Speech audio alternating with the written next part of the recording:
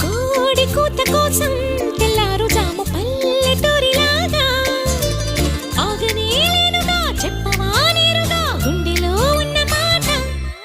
ఏ ఒకటి రెండు మూడు అంటూ అరే ఒక్కో క్షణాన్ని నేను